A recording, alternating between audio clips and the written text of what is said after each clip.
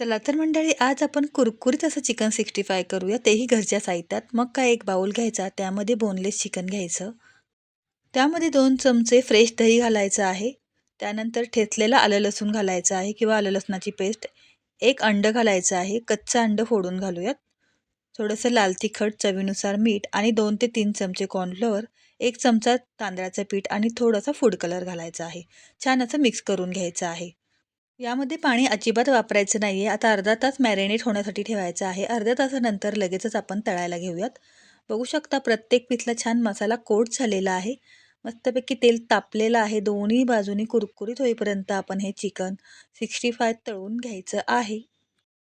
एक बाजू झालेली आहे. आता दुसरी बाजूसुद्धा छान अशी तळून घेऊयात. तुम्ही बघू शकता, मस्तपैकी दोन्ही बाजू कुरकुरीत तळून झालेल्या आहेत. आता काढून घेऊयात. अगदी घरातल्या बेसिक मसाल्यांमध्ये वरून अगदी कुरकुरीत आणि आतमधून पूर्णपणे शिजलेलं आपलं चिकन 65 तयार आहे. रेसिपी नक्की ट्राय करा. आवडल्यास लाईक करा, शेअर करा, सबस्क्राईब करा. धन्यवाद.